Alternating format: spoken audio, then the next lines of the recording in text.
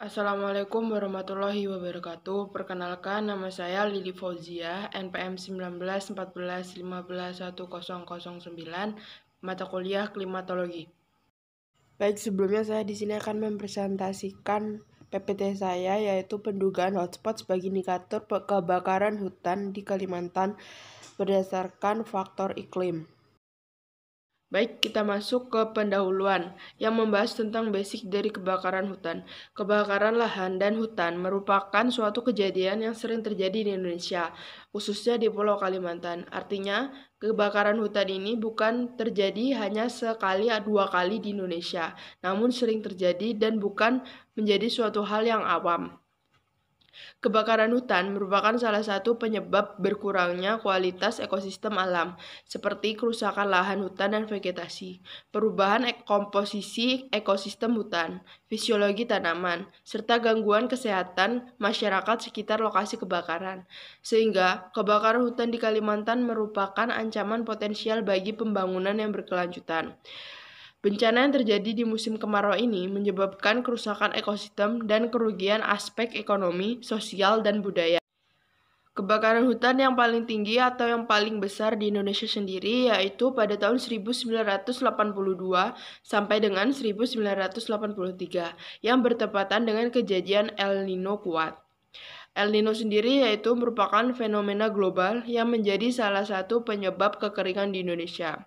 Beberapa studi menyimpulkan bahwa keragaman curah hujan di Indonesia dipengaruhi oleh variabilitas antar tahunan yang disebut dengan El Nino Southern Oscillation. Selain kejadian El Nino tahun 1982 sampai 1983, kebakaran hebat juga terjadi pada kejadian El Nino 1987, 1991, 1994, dan 1997 hingga 1998. Kemudian, kebakaran hutan ini biasanya terjadi pada bulan-bulan kering saja, yaitu sekitar bulan Mei hingga Oktober, di mana bulan Mei hingga Oktober tersebut merupakan periode curah hujan terendah, artinya di musim kemarau, dan dipengaruhi oleh ENSO, karena angin muson timur yang bergerak pada periode ini melewati wilayah yang sebagian besar adalah gurun di Australia. Monsoon timur ini terjadi akibat tertekan rendah di Asia dan tertekan tinggi di Australia. Pada periode JJA, bertiup angin dari tekanan tinggi di benua Australia menuju tekanan rendah di Asia. Oke, lanjut. Pada periode 2006 sampai 2010, NOAA mencatat bahwa jumlah titik hotspot dan kebakaran hutan sebanyak 146.264 titik dan luas kebakaran hutan yang terbakar mencapai 32.200 hektar. Kebakaran yang hebat dan sulit dikendalikan ini umumnya terjadi di lahan gambut. Dampak kebakaran hutan dan lahan tentunya sangat berpengaruh secara tidak langsung maupun langsung untuk lingkungan dan manusianya, baik di Indonesia maupun di luar negeri. Kebakaran tersebut meliputi lahan gambut sekitar 13.450 hektar dan kebakaran lahan pertanian seluas 6.069 hektar. Oke, move ke bab 2 yaitu metodologi. Penelitian ini dilakukan di bagian Kalimantan atau di daerah Kalimantan, tepatnya 4 derajat lintang utara sampai 6 derajat lintang selatan, 108 derajat bujur timur sampai 119 derajat bujur timur. Kalimantan mengalami kebakaran paling parah, di mana di bagian selatan memiliki tipe curah hujan monsunal, sedangkan di bagian utara memiliki distribusi curah hujan bimoidal dengan 2 puncak musim hujan. Biasanya terjadi sekitar bulan Maret dan Oktober. Parameter penelitian ini menggunakan data bulanan dari masing-masing provinsi di Kalimantan serta hutan dasarian untuk Provinsi Kalimantan Tengah yang digunakan sebagai studi kasus penelitian dalam membangun persamaan untuk peringatan dini dari tahun 2007 sampai tahun 2016.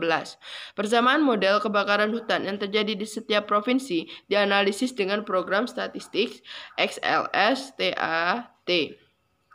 Kemudian, hasil dugaan itu dianalisis lebih lanjut lagi. Uji F dan uji T digunakan untuk menguji variabel bebas terhadap variabel terikat, baik secara bersamaan maupun secara individu.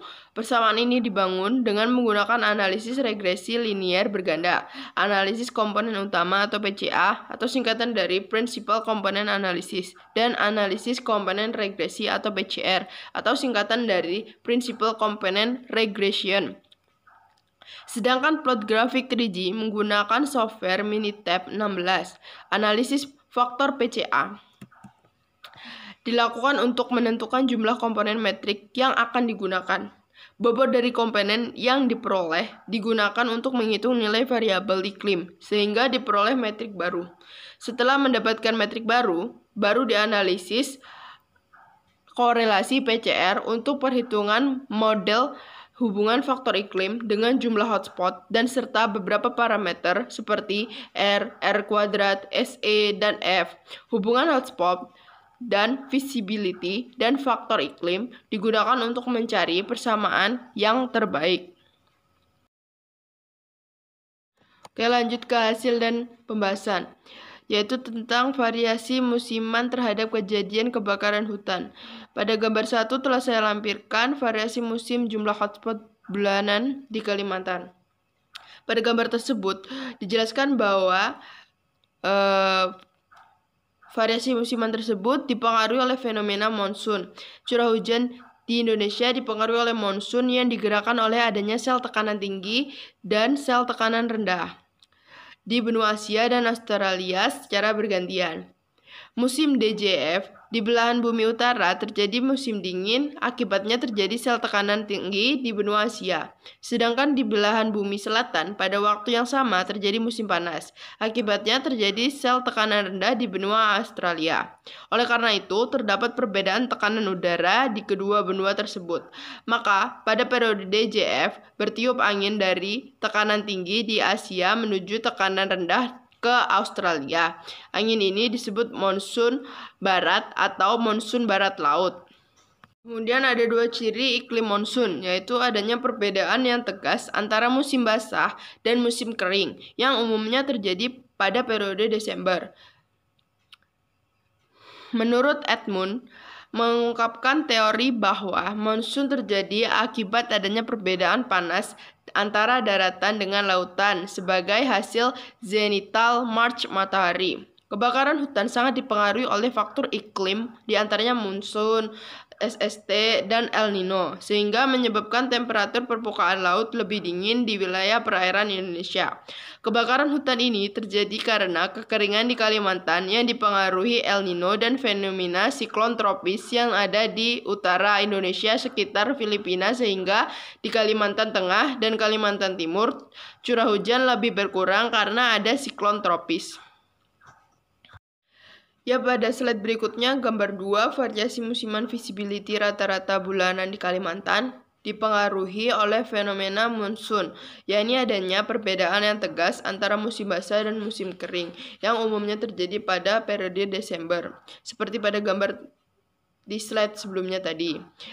MAM merupakan musim peralihan antara kering dan musim basah, sehingga curah hujan mengalami peningkatan, temperatur mengalami penurunan, jumlah hotspot mengalami penurunan, sehingga nilai visibility-nya tinggi. Musim JJA memiliki pola visibility yang semakin menurun yang diakibatkan peningkatan jumlah hotspot, penurunan curah hujan, karena musim ini merupakan musim kering. SON merupakan bulan peralihan antara musim basah dan musim kering, sehingga pola visibility-nya mengalami penurunan secara drastis. Pola jumlah hotspot bulanan di Kalimantan terdapat satu puncak, yaitu pada bulan September, yang merupakan bulan dengan peningkatan jumlah hotspot diikuti dengan meningkatnya temperatur dan rendahnya nilai visibility. Ke slide berikutnya, yaitu variasi musiman temperatur rata-rata bulanan di Kalimantan. Sama. Yang telah saya lampirkan di gambar 3 dipengaruhi oleh fenomena revolusi bumi, yaitu gerakan bumi mengelilingi matahari menyebabkan timbulnya gerak semu matahari. Gerak semu tahunan matahari merupakan pergeseran posisi matahari ke arah belahan bumi utara yang umumnya terjadi pada tanggal 22 Desember hingga 21 Juni. Dari belahan bumi utara menuju belahan bumi selatan yang terjadi pada tanggal 21 Juni hingga 21 Desember. Peristiwa ini dinamakan sebagai gerak semu matahari, karena sebenarnya yang bergerak bukan matahari, melainkan bumi yang melakukan revolusi dengan sumber rotasi yang miring. Teori revolusi ini sangat berhubungan dengan perubahan musim di Indonesia yang memiliki panas dan basah. Sama dengan gambar 2 dan gambar 1, gambar 4 ini dipengaruhi oleh fenomena monsun, yakni adanya perbedaan yang tegas antara musim basah dan musim kering yang umumnya terjadi pada bulan Desember. Curah hujan di wilayah Indonesia didominasi oleh adanya pengaruh beberapa fenomena, antara sistem monsun, Asia Australia, El Nino, sirkulasi timur barat, dan sirkulasi utara selatan, serta beberapa sirkulasi karena pengaruh lokal. Variabilitas curah hujan di Indonesia sangat kompleks dan merupakan suatu bagian dari variabilitas monsun. Monsun dan pergerakan ITCS berkaitan dengan variasi curah hujan tahunan dan semi tahunan di Indonesia. Sedangkan fenomena El Nino dan dipolymode berkaitan dengan variasi curah hujan antar tahunan di Indonesia. Lanjut, distribusi curah hujan bulanan diperoleh 2 puncak maksimum, yaitu setelah terjadi equinox atau pada saat matahari melalui ekuator. Pola curah hujan monsunal dicirikan dengan adanya perbedaan yang tegas antara musim hujan dan musim kemarau. Monsun pada dasarnya disebabkan oleh efek pemanasan yang berbeda antara daratan dan lautan di sekitarnya yang berubah secara musiman. Pada musim panas, oleh karena itu sifat-sifat termalnya, benua mempunyai suhu yang lebih tinggi daripada lautan di sekitarnya. Curah hujan pada daerah Kalimantan terlihat maksimum pada bulan Februari yang termasuk dalam musim DJF, di mana DJF merupakan musim basah. Sebaliknya, curah hujan relatif lebih rendah di Kalimantan pada musim JJA. Di slide berikutnya yaitu tentang hubungan variabel iklim bulanan terhadap kejadian kebakaran hutan di Kalimantan.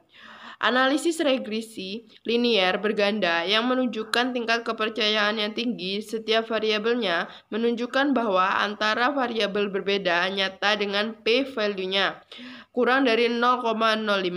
Artinya setiap variabel bergantung dengan variabel yang lain serta berpengaruh nyata antara faktor iklim terhadap variabel terikat.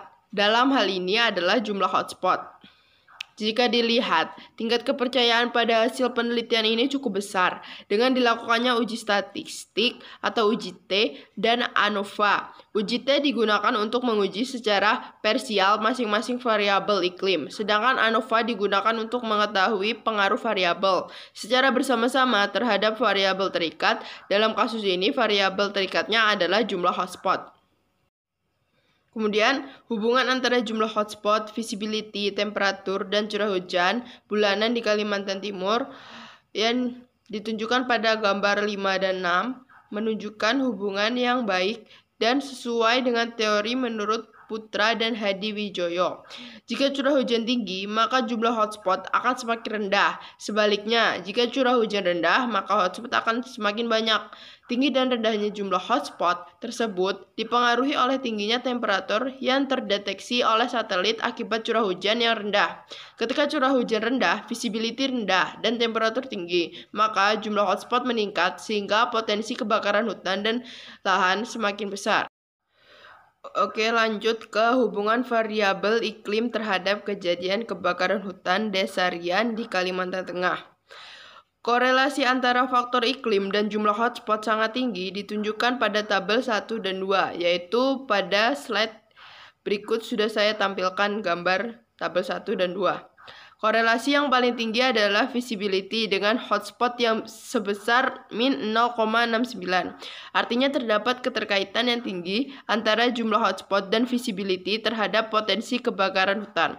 Nilai korelasi negatif artinya memiliki sifat keterbalikan dengan data visibility. Jika jumlah hotspot meningkat, maka visibility akan menurun.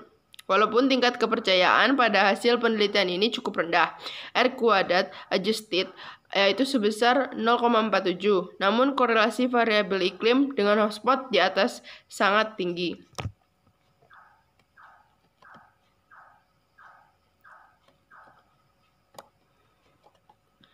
Oke, lanjut ke hubungan jumlah hotspot, visibility, curah hujan dan temperatur satu dasarian tanpa pengaruh lag time di Kalimantan Tengah yang sudah berubah menjadi model PCA. Ketika temperatur tinggi, visibility rendah, curah hujan rendah, maka jumlah hotspot akan meningkat, sehingga potensi kebakaran hutan akan semakin besar dan sebaliknya. Tinggi dan rendahnya jumlah hotspot tersebut dipengaruhi oleh tinggi temperatur akibat curah hujan yang rendah. Sehingga ketika curah hujan rendah, visibility rendah, dan temperatur tinggi, maka jumlah hotspot meningkat, sehingga potensi kebakaran dan lahan semakin besar. Jika potensi kebakaran hutan semakin besar, maka akan berdampak meningkatnya jumlah kabut asap yang naik ke atmosfer semakin banyak, sehingga dapat menimbulkan dampak dari sektor, baik sektor kesehatan, perhubungan, ekonomi, dan sosial. Terakhir yaitu hubungan variabel iklim terhadap kejadian kebakaran hutan dasarian di Kalimantan Tengah sebagai sistem peringatan dini. Korelasi lag time dasarian antara faktor iklim curah hujan, temperatur, dan hotspot di hari sebelumnya dapat memberikan informasi mengenai prediksi potensi kebakaran hutan yang diindikasi dengan jumlah hotspot yang sangat tinggi. Ditunjukkan pada slide itu, tabel 3 dan 4, korelasi yang paling tinggi adalah visibility dengan hotspot sebesar min 0,79. Artinya, hubungan antara jumlah hotspot dan visibility terhadap potensi kebakaran hutan adalah tinggi. Nilai korelasi negatif artinya memiliki sifat keterbalikan dengan data visibility. Jika jumlah hotspot meningkat, maka visibility akan menurun. Oke, yang terakhir adalah kesimpulan. Kesimpulan yang dapat saya ambil dari presentasi kali ini yaitu yang pertama, kebakaran hutan dipengaruhi oleh jumlah hotspot. Yang kedua, yaitu umumnya di Kalimantan memiliki hubungan yang baik antara jumlah hotspot, visibility, dan juga curah hujan. Yang terakhir adalah persamaan yang digunakan untuk sistem peringatan dini untuk prediksi kejadian kebakaran hutan diidentifikasi atau diindikasikan dengan jumlah hotspot. Oke, saya rasa cukup presentasi kali ini. Jika ada salah kata, saya mohon maaf. Saya akhiri. Wassalamualaikum warahmatullahi wabarakatuh.